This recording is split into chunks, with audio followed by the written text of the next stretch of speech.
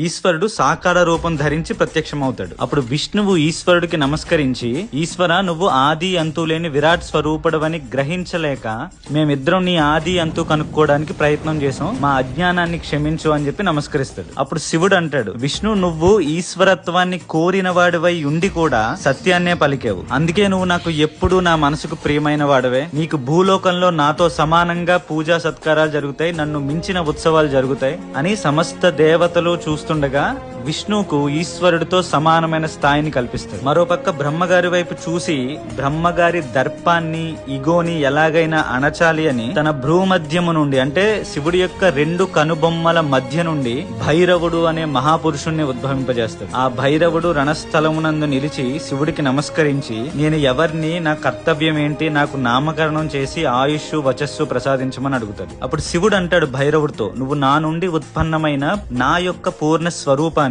అంటే శివుడు భైరవుడు వేరు కాదు. భా అంటే భరణము, రా అంటే రవణము, వా అంటే వమనం, అంటే భరించేవాడివి, లయించేవాడివి, సృష్టించేవాడివి కూడా నువ్వే గనుక నువ్వు భైరవుడు అనే నామంతో ప్రసిద్ధి చెందుతావు. నిన్ను చూసి యముడు కూడా భయపడతాడు కాబట్టి కాల భైరవుడు అనే నామంతో వ్యవహరించబడతావు. అలా భైరవుడికి నామకరణం చేసి బ్రహ్మను చూపించి బ్రహ్మ యొక్క గర్వాన్ని అణచమని ఆదేశిస్తాడు. వెంటనే కాలభైరవుడు బ్రహ్మగారి కేశపాశాలను పట్టుకుని తన యొక్క 5వ తలని ఖండిస్తాడు.